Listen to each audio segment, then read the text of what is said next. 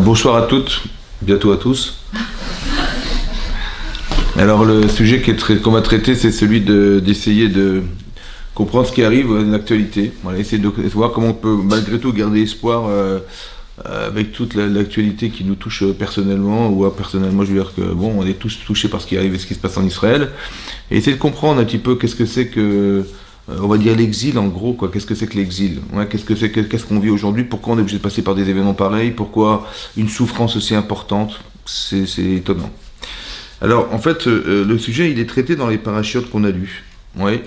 C'est-à-dire qu'on est passé du Sefer Bereshit, en fait qui est l'origine en fait du peuple juif, qui démarre à partir d'Abraham, Yitzhak et Yaakov, toutes les pérégrinations qu'ils ont pu vivre et suivre, et qui a abouti donc à 12 enfants, ouais, 12 enfants qui sont les 12 Shvatim, qui sont en fait l'embryon, on va dire, du peuple juif. C'est ça, ils sont 12. Alors il y a eu un virus qui s'est mêlé dedans, c'était celui de la haine gratuite qu'il y avait entre Yosef et ses frères, qu'il fallait absolument éliminer, et qui n'a pas été entériné parce qu'il n'a pas pu être finalisé, parce que quelque part ça restait resté, on a perdu le Beth Amikdash à cause de ça, ouais. Et là on va passer sur un autre livre, qui s'appelle le Sefer Shemot, qui est le livre de l'exil en fait. Et là on va nous expliquer que pourquoi cet exil en particulier, oui, parce que lorsque il y a eu le brit Ben Abetarim, que quand Hachem il s'est présenté à Abraham Avinu au départ, il a dit on va faire une alliance tous les deux.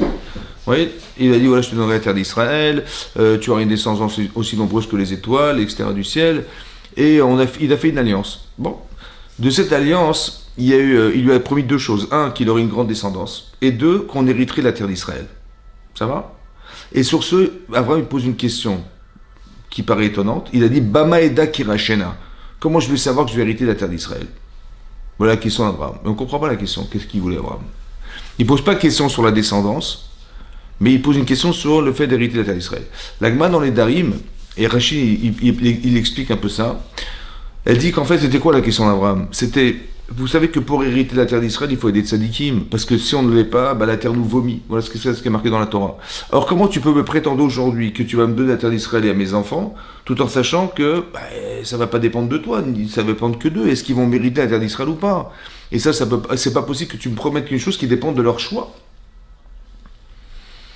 Comment tu peux promettre alors que ça ne dépend pas de toi? Alors il a dit, tu as raison. Et la réponse d'Hachem, c'est de dire que ils vont avoir ils vont avoir du Yetzirara, il va avoir donc pour casser ce Yetzirara là, il va falloir qu'on passe 400 ans d'exil. C'est-à-dire on va peut-être être obligé d'être assujetti, devenir des esclaves, devenir des gens soumis, pour accepter l'idée d'arriver à une sorte de soumission personnelle. Cette soumission permet d'arriver à un niveau d'humilité, d'arriver à écouter les autres, etc. Donc on est passé par un protocole très très spécial, nous les Juifs, on est passé par 400 ans d'exil, c'est ça? Parmi ces 400 ans d'exil, il va y avoir 86 ans de travail forcé dans les camps de travaux qui sont déroulés en Égypte. Voilà. Et avec ça, on espère qu'on aura la capacité de résistance et de pouvoir avoir l'humilité, de pouvoir faire teshuva et de se remettre en cause quand c'est nécessaire. Mais il a fallu passer par ce cycle-là. Donc l'exil est une solution en fait.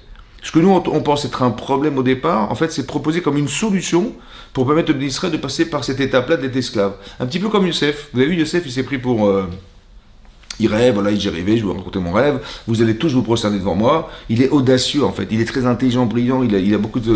Seulement, cette potentialité-là, elle dérange. Vous avez vu, ils ont réagi en disant, mais tu t'es pris pour qui? Tu vas régner sur nous, tu vas nous gouverner. La forme n'est pas la bonne. Qu'est-ce que fait Hachem? Il dit, écoute, mon chéri, tu vas être vendu. Esclave. Pourquoi l'esclavage? Pourquoi il a été vendu esclave par ses propres frères? Il fallait qu'il quitte la maison, il fallait qu'il passe par une forme d'esclavage. Pourquoi faire? En fait, parce que ça s'est pas du tout réalisé comme il avait pensé au départ. Il pensait qu'il allait être au-dessus de tout, finalement il est en dessous de tout, quoi. Et pourquoi c'est comme ça? Parce que Hachem, ce qu'il veut Hachem, c'est que, pour esclave, parce qu'un esclave, il peut faire de lui quelque chose sans se vanter d'être. Je peux pas dire j'ai réussi ma vie, je suis un esclave. Non, par contre, tu vas faire de toi quelqu'un. On va t'utiliser pour quelque chose de nécessaire. Et si tu n'as pas encore compris, alors tu vas passer par la prison et par la prison, etc. Qu'est-ce que tu vas arriver devant Pharaon, et il va te dire, mais il paraît que tu sais interpréter les rêves. Ça veut dire qu'il arrive à un niveau de confiance en Dieu extrême, où lui pensait qu'il devait passer par le fameux maître échanson, là, il devait... Ouais, c'est ça. J'ai dit, c'est pas ça que je voulais. Je voulais moi-même que Pharaon il te téléphone pour faire appel à tes services. Et toi, tu as demandé à quelqu'un d'autre, ouais. Et donc, il va passer 2 ans de plus. C'est pas une punition, c'est qu'il a dû corriger cette problématique. Ça lui a pris 2 ans pour qu'il arrive à accepter l'idée que tout va passer par Hachem. Tout passe par lui. Et qu'est-ce qui va se passer? On l'appelle. Directement, il est face à face avec Paro. Ouais. Donc, il a la chance et l'opportunité de sortir de prison. Il dit, écoutez, je vais tout vous expliquer, vous signez, je sors de prison, je vous explique tout. Il n'est pas ça, c'est pas ça qu'il a dit. Il dit, vous savez, c'est pas moi. C'est Hachem qui va répondre à votre rêve. Voilà ce qu'il a dit. Ça va? Ça veut dire qu'il a mis Hachem en avant, alors il avait toutes les capacités. Ouais, parce qu'il est intelligent, il est brillant, c'est un grand économiste et tout. Il aurait pu se vendre, écoutez, je vais tout vous expliquer. Il aurait pu se faire ça. Non, il n'a pas fait ça. Il a mis Hachem en avant. C'est ça. Et donc ça veut dire il a justifié son judaïsme devant Paro, alors qu'il a affaire à quelqu'un qui est complètement idolâtre. Et Paro, il va dire, mais on a un Ish Navon, En Navon et Chacham Kamocha, il n'y a pas plus intelligent et brillant que toi. Yesh Bo Ruach Elokim. Il a dit, tu as l'esprit d'Hachem. Il a réussi à faire dire à Paro, tu as le roi, l'esprit d'Akadosh Baruch Hu. Ça va? Et donc voilà ce qu'il a réussi à faire Paro, Yosef. Et c'est pour ça qu'il réussit, parce qu'il a tout le temps Hachem avec lui. Parce que lui, il pense que Hachem est avec lui. Il est toujours accompagné d'Akadosh Baruch Hu, donc il n'a pas de problème. Donc tout se passe bien pour lui. Donc il est Matzliach, il a une roi HaKodesh, il a pris 70 langues la veille de sa sortie de prison. Il a tout pour lui, quoi. Il a Hachem avec lui, c'est normal. Mais encore faut-il qu'il ait accepté Akadosh Baruch Hu. Et ça lui a permis d'arriver à ça. Vous voyez, tout ce qu'a vécu Yosef, en fait, était une solution. Tout ce que nous vivons, en vérité, vient solutionner quelque chose chez nous. Ça va? Et pas le vivre comme une problématique de vie, mais comme quelque chose qui vient forcément nous solutionner. Encore faut-il accepter. Ouais. Si je l'ai compris, tant mieux. Ouais. Si je ne l'ai pas compris, de toute façon, il s'est passé quelque chose. Ça a forcément modifié ma façon d'être. Forcément. Et c'est ce qu'Hachem y voulait. En fait, c'est le résultat qui compte. C'est pas ce qu'on a vécu qui compte, c'est ce qu'on est devenu qui compte. Ça va? Et donc ça, c'est un message de Yosef. Et c'est comme ça que Yosef, il est devenu vice-roi d'Égypte. Il fallait qu'il passe par ça, ouais, par la capacité de maîtriser toute son énergie, tout son courage, tout ce que vous voulez, ouais, au service de quelque chose et pas au service de soi. C'est pour ça que quand il raconte à ses frères son rêve, ça dérange. C'est des gens où on les adulte, ces gens-là, où on les déteste. Vous avez compris, c'est des gens qui sont comme ça. Et donc Hachem, il a réussi à faire de lui un être parfait. Voilà, dire comme ça, parfait. Et donc, qu'est-ce qui va se passer? Yosef arrive en Égypte, etc. Donc il s'arrange tout le temps pour faire que l'exil, parce qu'il sait qu'il va y avoir un exil en Égypte, évidemment, il va essayer d'alléger. Qu'est-ce qu'il fait? Il demande aux gens de faire la Brit Mila, ce qui n'était pas commun, parce qu'il sait que les Hébreux vont arriver. Il va déménager toute la terre entière, c'est-à-dire toute l'Égypte va devoir déménager. Pourquoi? Parce que chacun se trouve étranger là où il se trouve. Donc quand les Bnei Israël arriveront, ils ne seront pas revus comme des étrangers. Donc vous avez compris, c'est ça sa mission. Il a enrichi l'Égypte. Pourquoi il a enrichi l'Égypte? Quel intérêt il avait d'enrichir l'Égypte à ce point-là? Parce qu'en fait, la mission de Yosef, et c'est ce qu'il avait compris, c'est de réaliser la promesse qu'avait faite Hachem à Abraham. Il a dit, tu sais, ce peuple, un jour, il va arriver, ils vont grandir, ils vont remplir l'Égypte, et ils vont sortir un jour. Ils sortiront de l'Égypte. Ils vont sortir avec de grandes richesses. Yosef avait pour mission de réaliser la promesse qu'avait faite Hachem à Abraham. Il fallait qu'il puisse sortir avec de grandes richesses. C'est pour ça qu'il a fait tout ça. Vous avez compris Donc il s'est donné une mission, c'est d'être partenaire à un projet divin. Voilà ce qu'il avait comme mission, Yosef. Mais il a fait rentrer ce projet dans sa vie, c'est ça. Ça, c'est Yosef. On bascule sur autre chose. On va basculer maintenant sur le livre de Shemot. Qu'est-ce que c'est que le livre de Shemot? Alors c'est mercredi, donc on nous dit, voilà, les enfants de Yaakov, ils étaient 70, en tout et pour tout, ces enfants et ces petits-enfants, ils arrivent en Mitzrayim, on nous cite les noms des enfants d'Israël, de Yaakov, et on nous dit, et Yosef ayab Mitzrayim. Et on précise à la fin du verset, Yosef était en Égypte. Alors Rashi relève, le Midrash relève, il dit, ben, Yosef, on sait qu'il fait partie des 70, et Égypte, on savait depuis longtemps qu'il était en Égypte. Quel intérêt de nous préciser ça?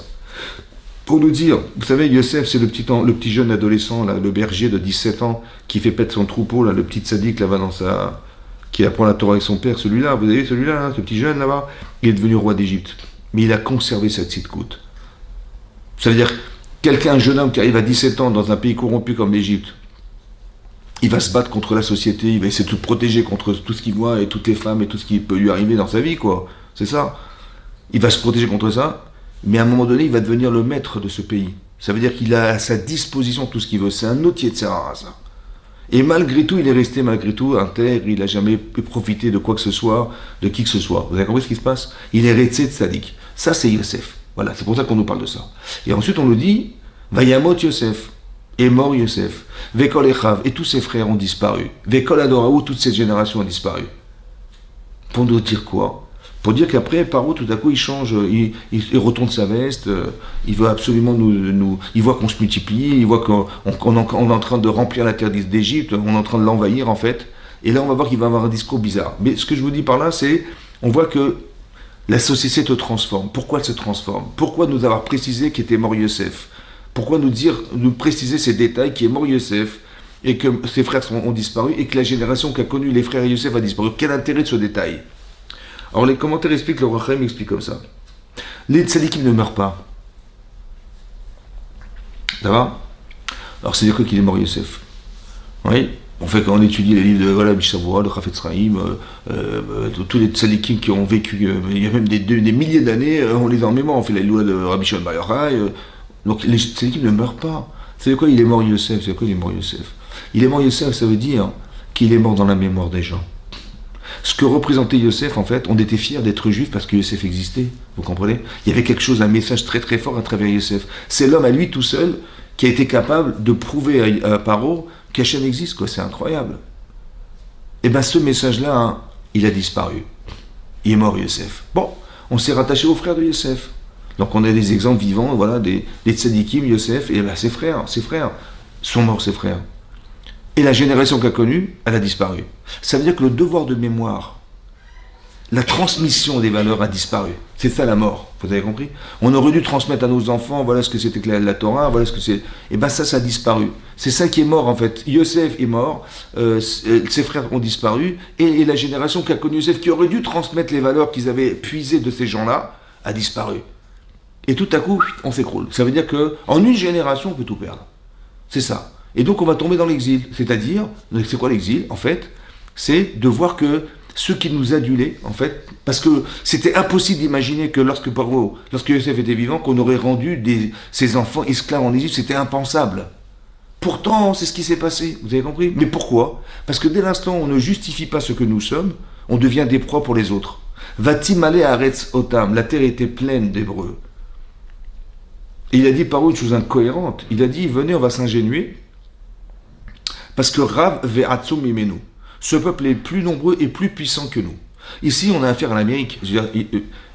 Paro, c'est l'Amérique, c'est l'Égypte, c'est la plus grande puissance du monde. On est bien d'accord. Toutes les richesses du monde, elles se sont concentrées dans cet état-là. C'est impossible de dire, avoir un discours pareil. Comment imaginer que Paro puisse dire une chose aussi incohérente que de dire, ils sont plus forts et plus puissants que nous. Vaïrbou, vaïesretsu. Ils se sont multipliés, ils sont fructifiés, on les voit partout. Ouais, la terre était pleine. Un peu comme aujourd'hui. Vous savez, l'argument des antisémites, c'est de dire les juifs dominent le monde. Mais pourquoi ils disent ça? Vous savez pourquoi? Parce qu'ils sont dans des points stratégiques. C'est ça, la terre était pleine d'eux. Ça veut dire qu'on les voyait partout. Mais où on les voyait? On les voyait là où il fallait, surtout pas. On a l'impression que Paro, il a l'impression que le pouvoir lui échappe. Parce que les juifs, ils sont dans les banques, ils sont dans les théâtres, ils sont dans les médias, ils sont partout, on les voit partout. Vous avez compris? Là où on aurait, nous, voulu contrôler, on se rend compte qu'on n'a plus la main. Et c'est ça qui dérange.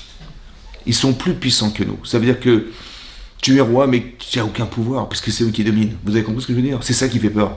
Et c'est ça qui fait peur. Et c'est pour ça hein, qu'on va tomber dans un traumatisme pareil. Et après, il a fait inventer un scénario improbable. Il a dit peut-être que, imaginez-vous qu'un pays étranger nous fera la guerre, ils vont s'associer à nos ennemis, nous faire la guerre et nous vider. Et nous virer d'ici quoi. Voilà ce qu'il a dit. Voilà ce qu'il a dit. Mais comment tu imagines? Mais les gens s'assimilent. C'est l'inverse. Quand vous demandez à un hébreu, mais c'est qui est fort? Ben, il dit, mais c'est Paro. Et lui il dit, c'est vous qui êtes fort. Incohérence, vous comprenez ou pas? Comment c'est possible? C'est quoi ce discours bizarre? D'accord? En fait, d'où il vient ce discours? Écoutez, si c'est incohérent, c'est pas humain. D'accord? Quand vous voyez Ahmadinejad, il arrive à l'ONU, il commence à faire un discours, Hitler n'a pas fait le boulot, on prépare la bombe atomique. Est-ce qu'un président d'Iran, il peut dire un discours pareil, en sachant qu'il va se mettre à dos toute l'Europe et tout, il est débile, ou alors, j'ai pas compris, ça va? En fait, qu'est-ce qui se passe? En fait, Hachem utilise les grands de ce monde pour nous dire ce qu'ils pensent, ce que nous on devrait penser de nous-mêmes. Vous avez compris ce que j'ai en train de vous expliquer là? Quand Paro il dit mais vous êtes fort, je dis c'est pas compris, mais c'est toi qui es fort. Il dit c'est vous qui êtes fort, c'est vous qui êtes fort. Et j'ai peur de vous. Et j'ai peur que vous ayez le petit, vous allez prendre le pouvoir. Mais de quoi t'as peur? On s'assimile, on devient des Égyptiens, on fait Avodazara, on a arrêté la Brit Mila, on a arrêté les misotes, on a tout arrêté, qu'est-ce que tu veux? Vous savez de quoi il a peur? En fait, ce discours-là, il est divin en fait. Hachem Kofi qui nous disait à travers lui, mais c'est vous qui êtes fort, c'est vous qui avez les mitzvot. C'est dommage que cette puissance, vous l'avez léguée, vous l'avez déléguée à Paro. C'est-à-dire que dans la galoute, dans l'exil dans lequel nous vivons, ouais, en fait, on a un pouvoir. D'où vient ce pouvoir? Ben, c'est simple. C'est qu'au début, quand Hachem crée le monde, c'est marqué Bereshit, Bara Elohim et Hachem et Aretz. Au début de la création du monde, Hachem crée le monde. Bereshit. Ce mot est bizarre. Bereshit, il est bizarre, parce qu'on n'aurait pas dû dire Bereshit. En hébreu, ça veut dire quoi, Reshit? Le début de quelque chose. Ouais. Non, c'est pas comme ça qu'on parle. On dit Barishona. Barishona, au commencement, Dieu crée le ciel et la terre. Pourquoi Bereshit? Alors, Chachamim d'expliquer qu'en fait, ce Reshit, on le retrouve ailleurs dans la Torah. On le retrouve dans Michelet. Oui. On a marqué que la Torah, c'est Reshit Darko. La Torah, c'est le prémisse de son chemin à Hachem. On retrouve le mot Reshit. Reshuté Voato. Les prémices de sa récolte, c'est le peuple juif. Reshit Arisotechem. La chala qu'on prévit, elle s'appelle Reshit. Il y a quelque chose de profond ici qui est à l'origine de l'intérêt qu'on avait de créer ce monde. Donc Bereshit, c'est pour ça que j'ai créé le monde. C'est pourquoi? C'est pour le peuple juif. C'est pour la Torah que j'ai créé ce monde. Ça va? C'est pour ça que j'ai créé ce monde. Donc, si vous vouliez savoir quel était l'objectif premier d'Hachem quand il crée le Olam, c'est pour vous qu'il l'a fait. Et pour la Torah qu'il l'a fait.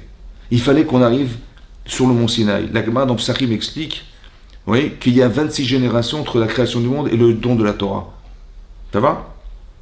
C'est pour ça que vous avez eu Shabbat, avant de dire Baruch She'amar, oui, on dit Odou Hashem Kitov, qui est dans le Chazon, on répète 26 fois. Pourquoi 26 fois? La Gemara d'expliquer, parce qu'il y a 26 générations qui parlent le chesed d'Hachem, puisqu'il n'y avait pas la Torah. Donc le monde n'avait pas raison d'être. Il n'y a pas la Torah, ça ne sert à rien. Alors, par son chesed, par sa bonté, Dieu il a fait que le monde a quand même existé, malgré que la Torah n'ait pas été donnée. Ça va? Mais non, quand elle a été donnée, c'était l'espoir qu'il avait. C'est pour ça que c'est marqué dans Rashi Ramen du Midrash aussi, c'est marqué Yom Hashishi Vaichulu Hashem Vaaretz, Yom Hashishi, le 6e jour, le 6e. Non, il est marqué Yom Rish, Yom Echad, Yom Sheni, Yom Shli, il n'y a pas d'article devant. C'est quoi? Hashishi, le 6. Comme si il y avait quelque chose de spécial dans ce jour-là, le 6e jour de la création du monde. Rashi dit le He, c'est 5 livres de la Torah. Shishi, c'est le 6 Sivan. Ça veut dire que Hachem, il s'est révélé au monde le 6 Sivan. Le 6 Sivan, c'est le jour de Shavuot. Il a dit si les Israël acceptent la Torah, alors le monde continuera. Sinon, on arrête tout. Tohu vavohu, ça reviendra au tohu bohu. Ça veut dire qu'il y avait une date prévue qui était le 6 Sivan, qui était prévue depuis longtemps déjà. Qui était qu'on accepte la Torah sur le mont Sinaï, le jour où ça devait être donné. Si on n'avait pas accepté la Torah, on n'aurait jamais pu sortir, le monde n'aurait jamais pu continuer. Ça veut dire que quelque part, quand on dit la Torah fait tenir le monde, les Juifs sont là pour qu'il se réalise quelque chose, oui. En fait, on a quelque chose de très fort en nous, qui s'appelle la capacité que nous avons de justifier cette création du monde. La terre, elle tourne parce qu'on est là. Hachem nous a choisis parce qu'il a un projet divin qui passera par vous toutes et vous tous. C'est ça. Il a un projet. Donc, il y a un projet personnel. Ouais, j'ai ma voûte Hachem personnelle. Mais en fait, je rentre dans un projet divin. Hachem va utiliser Yosef. Yosef, il a ses épreuves pour arriver à devenir ce qu'il est devenu. C'est personnel. Mais il va être utilisé pour devenir roi d'Égypte et pour permettre aux Israël qui vont venir plus tard d'alléger la galoute. Vous avez compris? Hachem, il a un projet divin, c'est quoi? Mais il faut ouvrir la mer Rouge. Ça fait partie des projets divins. Oui. Alors Yosef, il a un problème avec la femme de Potiphar qui lui court après, ça fait des mois et des mois. Et qu'est-ce qu'il fait Yosef? Il va éviter cette femme, il est marqué Vayanos, Vaïtsa Achutsa. Il a poussé cette dame, il est parti en se sauvant. Ouais. Là-bas, c'est marqué dans le Hallel, qu'on dit tous les Rosh Chodesh, ouais. Il est marqué Ra'a Ayam, elle a vu la mer, Vayanos, elle s'est sauvée. Vous connaissez ce Midrash? Oui. Elle a vu la mer, elle s'est sauvée. Le monde du Midrash, mais qu'est-ce qu'elle a vu pour se sauver la mer? Pour s'écarter le jour du matin de Torah, le jour de l'ouverture de la mer Rouge. Elle dit, elle a vu le tombeau d'Aaron, le tombeau de Yosef. Elle a vu le tombeau de Yosef. Et Vayanos, elle s'est sauvée, l'Ibn Anas, parce qu'il s'est sauvé. Ça veut dire que vous vous rendez compte qu'il a évité d'être avec cette femme, et le fait qu'il ait évité, il a sauvé tout le peuple juif devant la mer Rouge. Ça veut dire qu'il y a un projet personnel, mais les conséquences, on ne les connaît pas. Mais il y a un projet divin. Hachem, il va utiliser ça pour faire ça. Vous avez compris ce que je veux dire? Cette force-là, mais qui est-ce qui a une force pareille? Les tzadikim. On est tous des tzadikim. Ça veut dire qu'on a tous quelque part, à notre niveau, une capacité à faire que on s'intègre dans le projet divin. Vous comprenez ce que je suis en train de vous expliquer? Ça fait partie de... Comme fait qu'il y a deux niveaux. Il y a sa façon d'être et sa raison d'être sur la terre, personnelle. Mais qu'est-ce qu'Hachem il fait de nos mitzvot? Vous avez compris ça? Ça, cette force-là, on a dit on n'en veut pas. On la donne à Paro. Alors Paro, il dit, mais... Et Paro, il dit, je vais vous détruire. C'est ça qu'il veut faire. Parce que, pourquoi? Parce que vous me mettez en difficulté. Parce que lorsqu'on reçoit la Torah, vous comprenez bien que lorsqu'on reçoit la Torah, Hachem, il a fait un choix. Mais le fait qu'il ait choisi le peuple juif, ça crée la haine. Le mont Sinaï, c'est le mont de la haine. Le mont Sinaï.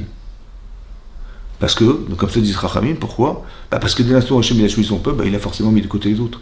Et c'est pour ça qu'on veut nous détruire. Ça va? Parce qu'en fait, lorsqu'on fait des mitzvot, on met en difficulté celui qui ne la fait pas. Et pour ne pas être dans la victimisation de ce que nous sommes, alors il était obligé de nous éliminer pour pouvoir exister. Vous comprenez ce que je veux dire? Ça c'est profond, hein, c'est la raison profonde. Ça veut dire la raison profonde de ce que vous voyez, l'intolérance. Il n'y a aucun degré de tolérance chez nous. On fait le mur, on fait un mur pour se protéger des terroristes, mais c'est le mur de la honte. On nous tire dessus. Vous entendez à la radio, j'entends à la radio des trucs impensables. Impensable. Quand vous entendez le Hamas riposte au tir israélien, j'entends ça. Il riposte, c'est comme dit Koulibaly, il rentre à Hyper-Cacher, ouais, et il veut tuer des juifs qui se trouvent dans Hyper-Cacher, ouais, et la police lui tire dessus. Mais lui, il riposte, ouais. Donc il dit, Koulibaly, il a riposté au tir de la police. Ça se dit ça, il tire un peu. Ça veut dire, ça sous-entend quoi? Ça sous-entend quoi? Si tu dis que ça sous-entend, soit c'est une armée, soit c'est des terroristes. Mais si tu dis riposte, si tu dis que c'est terroriste, tu dis pas il riposte. Vous avez compris les sous-entendus? Vous avez compris les sous-entendus? Mais pourquoi ce discours? Pourquoi on n'accepte pas ce qui se passe? Pourquoi on ne dit pas mais libérer les otages? C'est hors de question de faire du chantage. Ah non, pardon, il faut faire attention de ne pas tirer sur ça, il faut faire attention combien vous échangez contre les... Mais de quoi tu parles? Je ne comprends pas. C'est incohérence. Mais pourquoi dans un monde incohérent? Pourquoi il n'y a pas une logique qui fait dire que, mais je suis désolé, ils vont rendre des otages, ils vont rendre des armes? Depuis quand tu tires des obus, des machins sur Israël comme ça, c'est pas pensable. Mais pourquoi elles sont comme ça? Pourquoi la logique c'est de suivre cette logique-là et pas le contraire? Pourquoi on n'essaie pas de nous défendre, on veut nous condamner? C'est bizarre. En fait, la réponse elle est là. Vous avez compris, c'est ça. En fait, vous allez comprendre le shiur, comment ça s'articule. Ici, Paro, il est incohérent. Parce qu'en fait, il est utilisé pour nous rappeler ce que nous avons raté d'être. C'est ça que j'ai peur de vous, vous êtes plus fort que moi. C'est incohérent ce discours, vous comprenez? Vous êtes plus fort que moi, vous allez... Je sais pas, t'es à la mairie, tu peux pas dire on est plus fort que toi, on est de simples habitants, ça va? En plus, il a un discours bizarre, il dit le peuple est des enfants d'Israël. Aram ben Israël, Rav et Atsumemenu. Le peuple des enfants d'Israël. Quel peuple? On est une famille, la famille Dupont. Il y a marqué les enfants d'Israël, c'est qui? C'est Yaakov, il a eu des enfants, ils se sont multipliés ses enfants. Donc sur le bottin, il y a plein de noms de monsieur Dupont. On n'est pas un peuple, on est une famille. C'est quoi ce peuple? Il n'y a pas de peuple. Vous avez compris? Tout ça, c'est pour vous expliquer que derrière ce discours, il y a quelque chose de divin. On voudrait vous êtes un peuple. Comme c'est qu'on nous rappelait, vous êtes un peuple. Qu'est-ce que vous faites? Vous avez compris? Vous ne représentez pas ce que vous devez représenter. C'est comme si Hachem nous faisait à travers lui une sorte de remontrance en nous disant mais respectez ce que vous êtes. Vous avez compris? Vous avez lâché la Mila, vous avez lâché les mitzvot, vous avez tout lâché. En fait, cet exil, il représente ce qu'on a choisi d'être. Qu'est-ce qui va se passer? Ça va durer des dizaines et des dizaines d'années, cette histoire. Et Paro, il va décréter, au départ, il veut nous exterminer. En fait, il veut couper la natalité. Il veut empêcher les bénis Israël de se multiplier. Qu'est-ce qu'il a fait? Sous les conseils de Bilam, comme ça c'est marqué dans le Midrash, il a dit on va faire des camps de travail. Et on va les tuer au travail. Et on va les tuer physiquement et psychologiquement. On va demander aux femmes de faire le travail des hommes. On va demander aux hommes de faire le travail des femmes. Donc un psychologique et un physique. Et on va les détruire, on va les casser, on va les exterminer. Ils n'auront pas le temps d'avoir des enfants, on va séparer les maris des femmes, donc ils vont travailler dans les champs, ils vont dormir dans les champs. Et les femmes, elles se sont arrangées pour aller avec leur mari dans les champs, elles ont laissé leur bébé là-bas, ils ont grandi par naissance des miracles incroyables. Voilà ce que dit le Midrash, mais ça veut dire que il y a quelque chose d'impensable qui s'est déroulé là. On voulait nous exterminer. Paro, il a vu que par le travail, ça ne fonctionnait pas. Parce que plus il nous multiplie, et plus il veut nous détruire, et plus on se multiplie. Impossible. En fait, celui qui est un hébreu, il dit mais qu'est-ce qu'on fait là? Mais qu'est-ce qui nous arrive?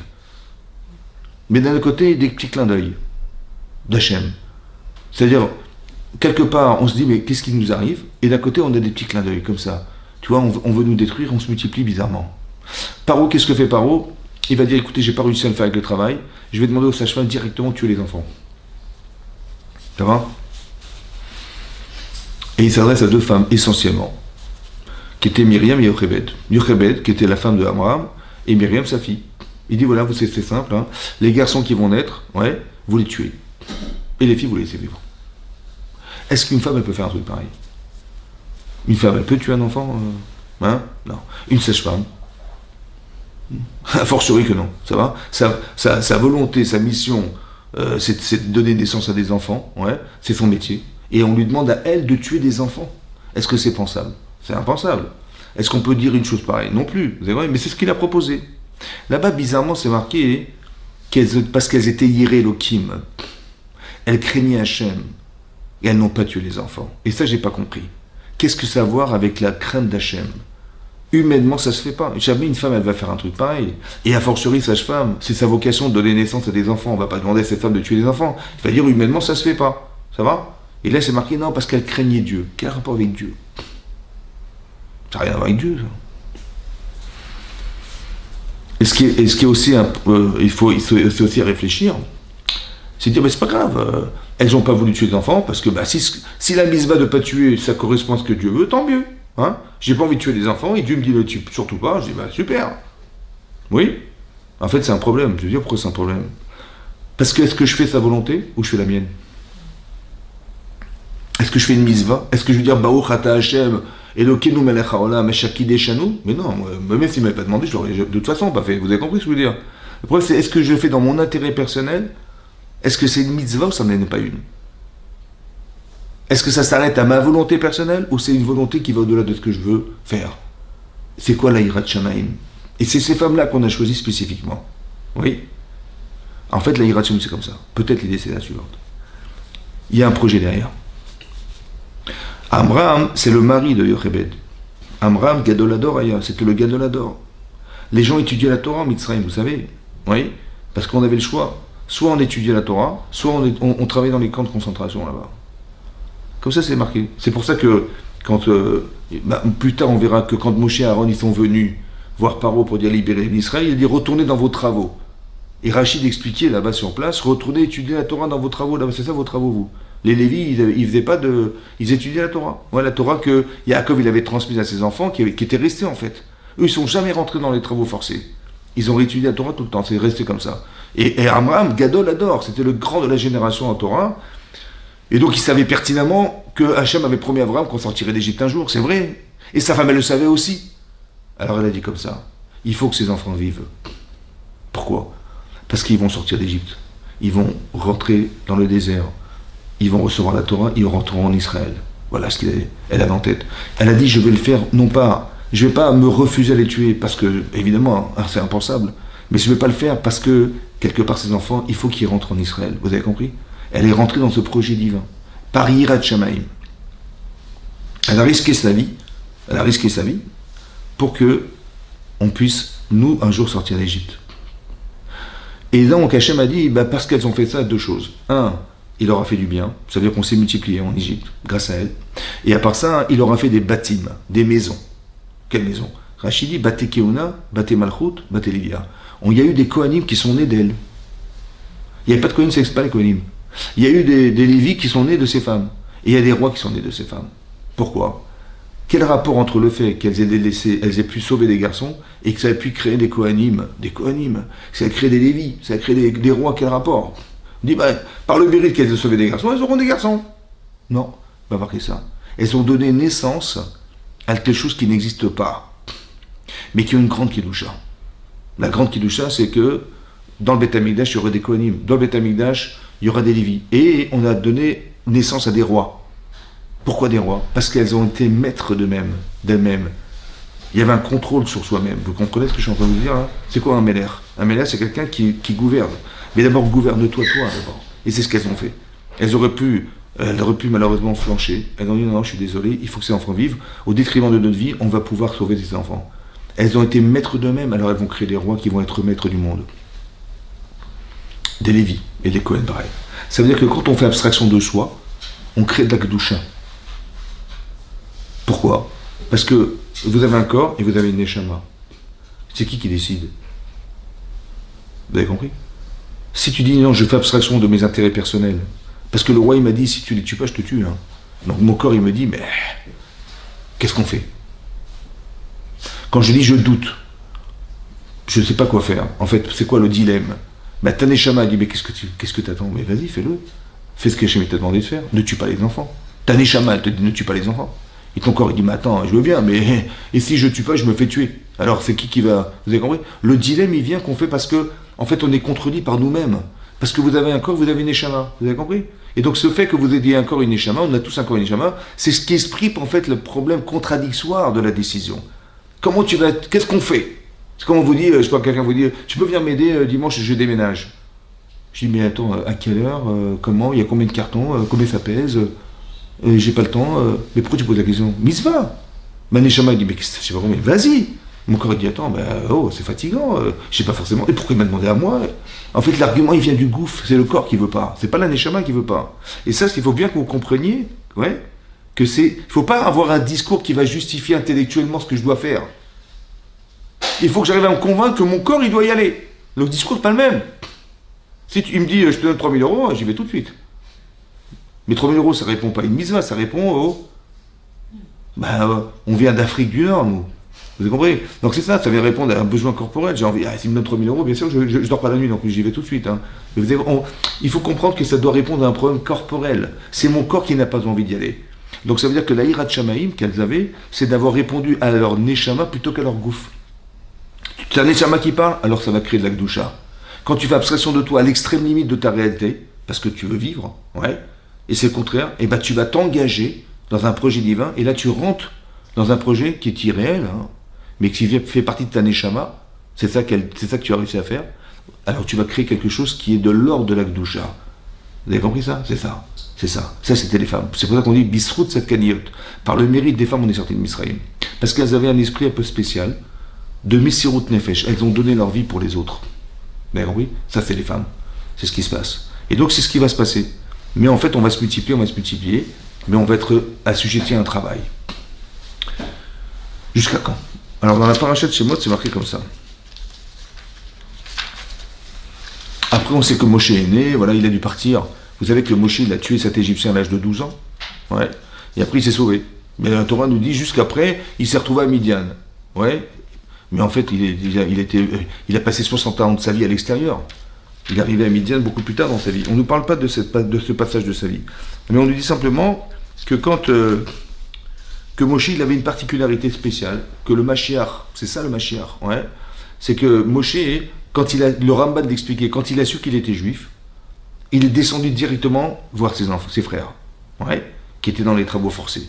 Vayar otam besiv lotam. Il les a vus dans leur labeur. Et Rachid nous explique une chose très importante. Il a dit qu'il a mis ses yeux, il a mis son cœur pour être en souffrance avec eux. Premier paramètre, il a voulu souffrir avec eux. Il n'a pas voulu rester indifférent. Il aurait pu rester sur sa tour d'ivoire, il ouvre la fenêtre, il dit, ah, les pauvres. Bon, Hachem Yazor. Il ferme la fenêtre. Non, il descend là-bas, il va s'habiller comme il va pleurer avec eux, il va porter des pierres sur le dos, il va souffrir avec eux. Pourquoi il a fait ça? Pourquoi il souffre avec eux? Pourquoi faire? En fait, pourquoi? Parce que quand tu as envie de les sauver, tu as envie de sortir d'Égypte. J'ai pas le droit de dire, écoutez, j'ai été voir Paro, et j'ai essayé de le convaincre, et j'ai pas réussi. Et ça n'a pas marché, et j'ai pas réussi. Non, j'ai pas le droit de dire ça. Alors pour ne pas le dire, il faut que je souffre comme si j'étais un prisonnier. Vous avez compris ça? Parce que si c'était le prisonnier, il n'aurait pas lâché. Alors il faut que je souffre à la mesure de leur souffrance pour ne jamais dire j'ai fait ce que j'ai pu. Non, je dis pas ça. Je vais les sauver. Et il faut que je souffre avec eux. Il faut que je me sente complice de ça. Bien que moi je me sens complètement extérieur. Ouais, non, il faut que je rentre. La capacité d'élasticité de Paro, de Moshe Rabbeinu, l'élasticité. C'est-à-dire que tu es en haut du royaume et tu descends en bas. Vous avez compris ce que je veux dire? Cette élasticité, il faut l'avoir. C'est-à-dire que tu as un pouvoir, comment tu vas l'utiliser? Pas de dire, je vais faire ce que j'ai pu, je vais voir par où, Mina Shamaïm, j'ai des pouvoirs politiques, je me retrouve dans le palais de Pharaon. Vous avez compris? C'est pas ça que tu dois faire. C'est que tu dois dire, il faut absolument que je les sauve. Et c'est ça qui va essayer. Et toute sa vie, ça va être ça pour Moshe Rabbeinu. Qu'est-ce qui va se passer? Donc Moshe va revenir. Il va revenir. Il va pas faire chez Yitro.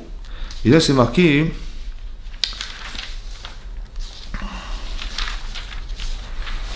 Et je vous lis ce qui est marqué. Voilà. Je vous lis ce qui est marqué. Pardon. Je me suis fait mal avec ce truc. C'est marqué, je vous lis ce qui est marqué. Vaï Bayami Marabi Mahem. Donc après plusieurs jours, Vayamot melach Mitzrayim. Et donc mort le roi d'Égypte. Ça va? V'yanchou bnei Israël min ha'avoda. Ils gémissaient les Bnei Israël à cause du travail. Pourquoi ils ont gémi après la mort de Pharaon? Oui. Alors on explique parce que tant que Pharaon était vivant, c'était structuré. On savait exactement le quota de briques qu'il fallait fabriquer par jour. Tout était très clair. Il n'y avait rien à rajouter. On savait exactement ce qu'on devait faire. Dès qu'il est mort, c'était fini. C'était complètement abandonné. Ça veut dire qu'on avait besoin d'un hébreu. Allez, viens, tu rentres chez moi, tu t'occupes de mes gosses. Toi, madame, tu fais le ménage. C'était la foire. Ça veut dire qu'il n'y avait rien de structuré. On pouvait. Et là, c'était très compliqué parce qu'ils avaient un travail à faire qui était encore plus lourd que d'habitude. Vous avez compris? Et là, c'est marqué. Ils gémissaient devant le travail tellement que c'était difficile. Veiza'akou, ils ont crié. Vata'al shavatam elokim. Et leur cri, il est monté vers Hachem, mina avoda du travail. C'est quoi le cri? Il monte du travail. Le cri, il monte du travail, ça veut dire quoi? Ça veut dire qu'ils se sont plaints. Mais cette plainte, elle est montée jusqu'à Hachem. Ils n'ont pas demandé d'être libérés. Ils ont dit, on en a marre. Il y a trop de boulot. On ne peut plus. Voilà ce qu'ils ont dit. Et ce cri-là, on va être monté vers Hachem. Mais ensuite, c'est marqué, Vaishma Elokim et Katam. Hachem, il a entendu leur cri. Et là-bas, le Sforno, il explique que les tzadikim qui se trouvaient dans la génération, ils ont demandé à Hachem de les sauver. Vous avez vu la différence de discours? Ouais. Les uns, ils ont crié, on n'en peut plus, on n'en peut plus. Et l'autre, ils ont dit, non, il faut qu'Hachem nous sauve, ils ont prié Hachem. Et Hachem, il a entendu cette voix-là, des gens qui demandaient d'être sauvés. Et Veiskor Elokim et Berito, Hachem s'est souvenu de son alliance, Avraham servait Yaakov, et donc il fait appel à Moshe Rabbeinu. Vous voyez? Deuxième paramètre très important. Pourquoi Hachem, il a besoin qu'on lui téléphone? Il sait pas, on dit, on n'en peut plus, il faut que tu nous sauves, etc. Envoie-nous quelqu'un qui nous sauve. Et à la suite de cette demande, alors il va se rappeler, il va se souvenir de son alliance qu'il a contractée avec Abraham Israël Yaakov, et il va demander à Moshe d'intervenir, nous sauver. Mais pourquoi Hachem a besoin qu'on lui téléphone pour intervenir? Vous avez compris? Ça fait partie des paramètres de la galoute, ça. Comment ça se fait? On souffre, et Hachem, comme s'il n'était pas là, quoi. Ouais, le silence de Dieu, où est-ce qu'il est Dieu, je sais pas. Oui, c'est bizarre. Et c'est que parce qu'on lui a demandé qu'il a dit, ah oui, c'est vrai. Amnésique. Excusez-moi, j'ai complètement oublié ça. Oui, bien sûr, il est où, mon cher vieux? Pas normal, vous savez, c'est pas normal. C'est quoi ça? Il s'est rappelé de son alliance après qu'on ait demandé. Ouais. Alors, je vous dis un petit secret. Je pense que c'est vrai ce que je vais vous dire. Ça va? Écoutez-moi bien. Vous savez, dans le Torah, il y a ce qu'on appelle le bien et le mal. Ça va? Qu'est-ce que le bien, qu'est-ce que le mal? Je sais pas. Des fois c'est social, des fois c'est entre nous, des fois c'est des trucs qu'on ne comprend pas, des roues qui aiment les biches. Oui, je sais pas. Qu'est-ce qu'on appelle le bien? On ne sait pas. Mais c'est marqué dans la Torah. C'est la Torah qui dit ça c'est bien et ça c'est mal. Ça va? Maintenant, quand on lâche la Torah, on est dans le mal. Et quand on respecte la Torah, on est dans le bien. Hachem se trouve là où la Torah se trouve. Alors je m'explique. Il y a deux réalités. Mais ces deux réalités, elles existent. Ça veut dire que si j'ai décidé de rentrer dans la Torah, alors Hachem il est là pour m'aider, il est là comme un père, il est là pour m'accompagner. Mais si je sors de la Torah, c'est pas qu'il n'est pas là. C'est pas qu'il est fixé, c'est pas qu'il est je sais pas quoi. Non, c'est qu'il n'est pas présent dans cet espace. Mais c'est pas qu'il n'est pas présent. C'est que tous les paramètres qui se trouvent là où il n'est pas, c'est la foire, c'est la jungle. Vous comprenez? Tout ça pour nous ramener à lui. Vous comprenez comment? C'est-à-dire que, comme si il y avait deux sens dans le temps, il y avait deux notions du temps. La notion du temps, c'est ce qu'on voit autour de nous est relatif au regard qu'on a de notre vie dans la Torah. Ou tu rentres dedans, ou tu es avec lui, ou tu n'es pas avec lui. Ouais. Si tu as décidé de pas être avec lui, il n'est pas là. Tu dis, mais où est-ce qu'il était Dieu pendant... Mais il n'est pas là. C'est pas qu'il n'est pas là. Il est derrière la porte, mais il attend que tu lui téléphones. Pour qu'il puisse basculer sur le monde dans lequel il est lui. Mais moi j'ai décidé autre chose, moi. Moi il est mort, Youssef, la génération a disparu, laissez-moi tranquille. On veut devenir des Égyptiens, on s'assimile, la culture, les machins, ce que vous voulez. Vous avez compris ce que je veux dire? C'est ça. Mais il ne se trouve pas là. C'est pas qu'il est vexé ou qu'il est gêné parce qu'on l'a abandonné, parce qu'on l'a oublié. C'est pas ça du tout. Pas du tout. C'est qu'il n'est pas dans cet espace de vie. Il n'existe pas. Donc tu peux crier toute la journée, ça ne sert à rien. Seulement, si tu lui demandes... en fait, il crée des situations... Si vous voulez, l'antisémitisme, c'est une manière d'éviter... C'est un rempart à l'assimilation. Vous avez compris ce que je veux dire? L'antisémitisme. C'est marqué dans la paracha que quand on est sorti d'Égypte, oui, Hachem Nathan Chen, Hachem il a mis de la grâce des Hébreux aux yeux des Égyptiens. Vous savez quoi, il a mis de la grâce? Ouais, ça veut dire quoi? Ça veut dire qu'avant il nous tapait dessus, et là il nous dit, mais vous avez besoin de quoi? Je peux vous rendre service? On va demander un, ils vont demander deux. Mais qu'est-ce qui s'est passé? Pourquoi tout à coup tu deviens gentil, tu deviens social avec moi, tu m'adores? Qu'est-ce que je t'ai fait? J'ai rien fait. J'ai pas changé moi. Hachem Nathan Chen, si c'est Dieu qui a mis de la grâce des Hébreux aux yeux des Égyptiens, qui c'est qui l'avait enlevé? Ben, le même qui l'a mis, c'est lui qui l'a enlevé. C'est que l'antisémitisme a été provoqué par Dieu pour éviter qu'on devienne des goïms. Vous avez compris ça? C'est-à-dire qu'on veut devenir des goïms, et le goïm dit, mais t'es un sale juif, mon vieux. Mais je te mesure. Au lieu de dire, Baruch Haba, tu peux rentrer avec moi à l'église, on va... C'est exactement l'inverse. Vous avez compris ce qui se passe? Mais c'est pas logique.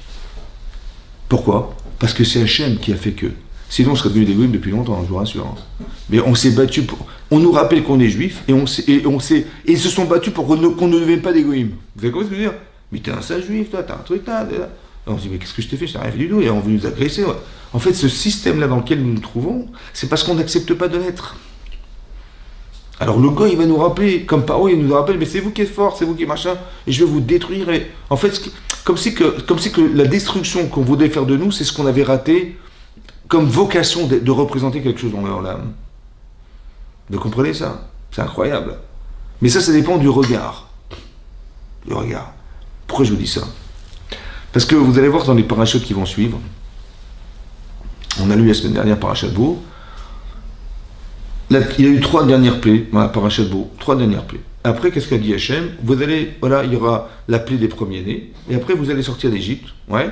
Mais Hachem, il leur donnait une chose bizarre. Il a dit, la première mitzvah de la Torah, la première mitzvah qu'il a ordonnée avant qu'on soit sorti d'Égypte et avant qu'on ait reçu la Torah, c'est Achodesh Hazelachem. Ce mois sera pour vous, oui, le premier mois de l'année. Le mois de Nissan, c'est le premier mois de l'année. Ça va? Ça veut dire quoi? Achodesh Hazelachem. Comment on traduit Achodesh Hazelachem? Lachem. Bah pour vous, il y a entre ce mot-là. Achodesh Hazé. Ce mois-là sera le premier mois de l'année. C'est quoi pour vous? C'est quoi ce pour vous là? Alachem. Bizarre. À part ça, hein, vous savez qu'en hébreu, lachem, ça veut dire pour vous. Mais ça veut dire aussi à vous. Par exemple, c'est marqué Ulkartem lachem. Vous savez qu'à Sukkot, on doit acheter un loulav. D'accord? On doit être propriétaire. Mais c'est marqué Ulkartem lachem. Vous achèterez à vous. Et l'Agma a expliqué à vous, mais pas emprunté. C'est-à-dire que le premier jour de Sukkot, si j'emprunte un loulav, je ne suis pas qui de la misva. Si je l'ai volé, je ne suis pas qui de la misva. Parce qu'il n'est pas à moi. Donc lachem veut dire à vous, propriétaire. C'est marqué Lo yirae lecha chametz. Que ne soit pas vu lecha. À toi, pas pour toi, à toi du chametz. C'est-à-dire que si je suis propriétaire du chametz et je le laisse chez moi, je transgresse la Torah. Mais si monsieur mon voisin il vient chez moi avec du pain, je transgresse pas, ce pain m'appartient pas. Lecha, ça veut dire à toi. Lech lecha, c'est pas pour toi. Mais lo yirei lecha, le lecha là-bas, il est à toi. Alors si je retraduis ça, ça veut dire quoi? Achodesh hazelachem, ce temps vous appartient. Comme c'est qu'on voulait nous apprendre.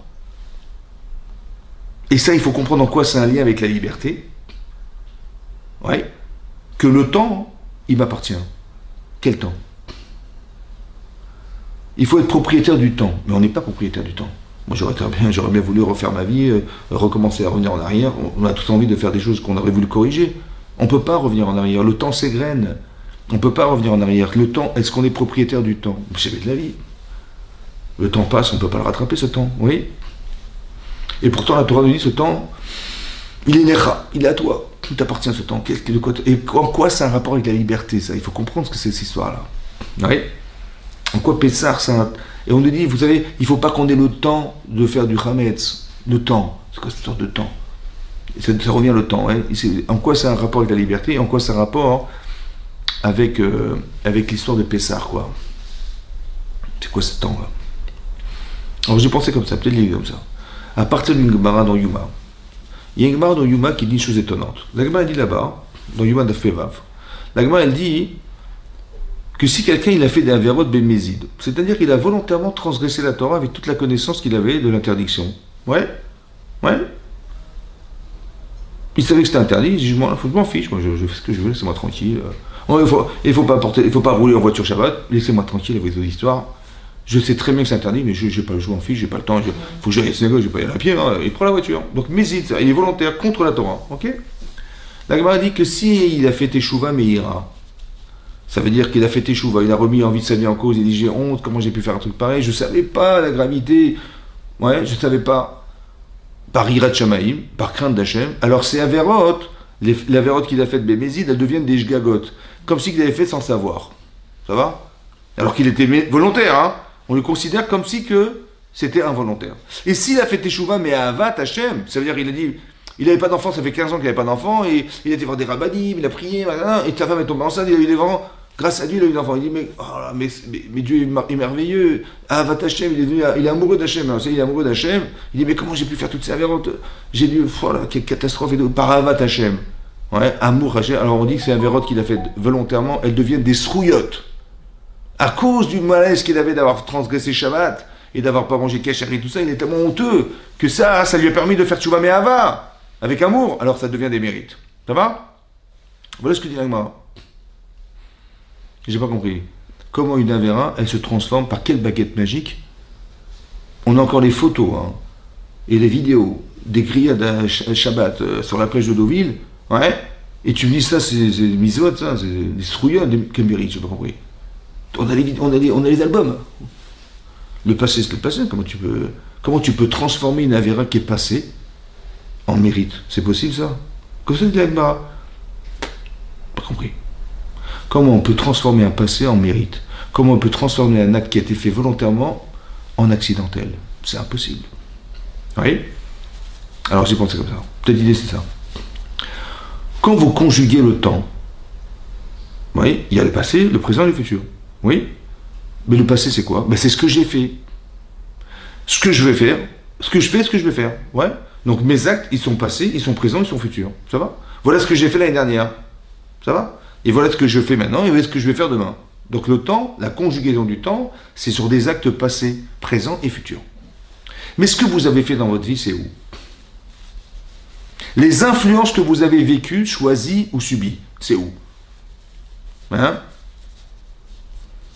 Vous savez ou pas? Vous vous rappelez de ce que vous avez fait il y a 10 ans? Non, pas trop. Oui? C'est où? C'est noté. Hein? Je sais pas, moi, c'est noté, c'est sur la mémoire. Ouais. Dans la mémoire. Dans votre conscience. Par exemple, quelqu'un me dit, j'ai pas envie de me marier. Je sais pourquoi? Ben, mes parents divorcés, j'avais 10 ans, ils se querellaient tout le temps. J'ai trop peur. Franchement, j'ai pas envie de me marier, je sais pas, les familles sont folles, ou j'ai peur de pas être un bon mari, je sais pas. Et j'ai un vrai traumatisme, et ça m'a tellement. J'ai vu mes parents se divorcer, ça m'a tellement touché, je veux pas me marier. Mais t'avais quel âge? J'avais 10 ans. T'en as quel âge? Mais j'en ai 35.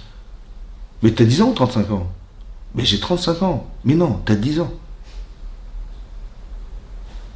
Il est où ce temps? Il est où ce temps? Il est en moi. Ça va? Donc ce temps, il est passé ou il est présent? Hein? Présent. Ben oui. Donc c'est quoi le présent? Donc c'est quoi le présent? C'est le passé. Non. Ce qui est en nous. Ouais. Le présent, c'est le concentré de toute votre vie. Puisque j'ai 35 ans, et je me souviens que j'avais 10 ans, donc mes 10 ans, ils sont dans mes 35, on est d'accord ou pas? Mais ils sont présents. Donc c'est quoi le présent? Ben c'est toute ma vie. J'ai appris à écrire à 6 ans, ben je sais écrire, je sais lire. Mais t'as pas 6 ans, t'as 40 ans. Mais oui, mais j'ai appris à lire à 6 ans. Mais mes 6 ans, ils sont dans mes 40. Ça va ou pas? Très bien. Donc si mon présent, c'est le concentré de toute ma vie. Ça va? Si je change mon présent, ben, je change toute ma vie. Ce temps vous appartient. Vous avez compris? Celui que vous avez fait, vous ne pouvez pas le rattraper. Mais ce que vous avez subi, ce que vous avez vécu, ce que vous avez choisi, mais c'est en vous. D'accord? Ben, vous pouvez changer toute votre vie en une seconde. Parce que ce temps vous appartient. Tu es esclave de quoi? Ben, je suis esclave de mes parents, ils ont divorcé, j'ai eu une déception amoureuse, donc je suis comme un fou. Je dis, mais ces blocages-là, ils sont là. Si tu vois tes parents, maintenant tu as 35 ans, tu vois tes parents divorcés, qu'est-ce que tu penses? Bah, je pense que bon, bah, s'ils ont divorcé, sûrement qu'ils s'entendaient pas. Et peut-être c'est même mieux qu'ils aient divorcé parce que c'était infernal et chacun ne se supportait pas. Bah, je pense que j'aurais été comme eux, j'aurais divorcé. Ben voilà, tu as solutionné ton problème. Tu as solutionné ton passé, qui est présent en fait. Et là tu dis, bah moi, ou alors tu dis, bah mes parents ils ont eu des problèmes et toutes les femmes sont pas comme ma mère ou comme mon père. Moi aussi je suis pas mon. Je vais faire autre chose. Tu as trouvé des solutions à solutionner ton passé en fait. Ce temps t'appartient. Tu es prisonnier de ton passé. Tu es prisonnier de ton état d'être. Vous comprenez ce que je veux dire? Mais ça c'est ce que dit Hachem. Tu veux être libre? Bah fais le Corban Pessah. Mais pourquoi Corban Pessah? Mais parce que tu es un idolâtre. Tu es un idolâtre. Tu es idolâtre. Oui, vous savez que le Corban Pessah c'est quoi? C'est un agneau. Oui. Mais l'agneau c'est quoi l'agneau? C'est quoi le bélier? Le bélier, c'est le signe zodiacal du mois de... Hein? Non, c'est le mois de Nissan. Le bélier, c'est le mois de Nissan. Mais les Égyptiens, ils étaient des astrologues. Ils savaient que c'était le premier mois de l'année, aussi. Parce que le mois... comment on dit le printemps en hébreu? Comment vous dites le printemps? Chodesh à... Vous savez pas? Chodesh à Aviv. Aviv, oui? Aviv. Comment vous écrivez Aviv? Aleph, Bet, Yud, Bet. Av, c'est quoi Av? Le père. Av, c'est le père. Yud, Bet, des 12. Le père des 12 mois. Celui qui a accouché des 12 mois, c'est lui. C'est le mois de Nissan. Chodesh Aviv, le printemps. Et eux, ils savaient ça. Ils ont dit, mais ce mois, il est l'aîné des mois. Le père des mois. Alors on va idolâtrer ce mois. On va idolâtrer l'animal qu'il représente. Et nous aussi, on était comme ça. On était des idolâtres. Hachem vous dit, vous savez ce que vous allez faire? Vous allez prendre cet animal, vous allez le sacrifier. Bon. Pour vous donner une idée, c'est que quand Moshe, la première fois qu'il voit Pharaon, ouais, il dit, voilà, Hachem m'a demandé de vous dire qu'il fallait nous libérer les Hébreux. On va partir à 3 jours de marche d'ici, on va faire la fête. C'est quoi la fête? On va faire des sacrifices d'animaux sacrés. Bon. Il dit, mais pourquoi vous allez là? Mais restez là, faites-le sur place, en Égypte. Il dit, mais si on fait ça, il a dit Moshe, ils vont nous lapider les Égyptiens. Voilà ce qu'il a dit Moshe Rabbeinu. Il dit, bon, c'est vrai, bon, partez, mais que les hommes. Hein. Ça veut dire que même Paro, il a acquiescé que si on faisait le Corban Pessah à la maison, on aurait été lapidé par les Égyptiens. Oui. Mais non, Hachem, il dit à Moshe Rabbeinu, on va dire à mesdames et à messieurs, oui, vous allez prélever un sacrifice, qui c'est un agneau. C'est un agneau, mais c'est sacré.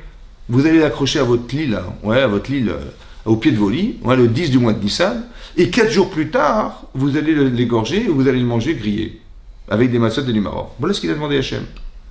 C'est bon? Mais attendez, j'ai pas compris. On va l'attacher au pied de nos lits, là, le fameux Corban Pessah. Mais les Égyptiens, ils vont nous demander, mais qu'est-ce que vous faites avec cet agneau, là? J'ai pas compris. Je dis, dans 4 jours, on va le sacrifier. Qu'est-ce qu'ils vont faire, les Égyptiens? Ils vont nous lapider. On le savait. Qu'est-ce que voulait Hachem? Qu'est-ce qu'il veut Hachem? Il veut qu'au prix de ta vie, tu sacrifies ton passé.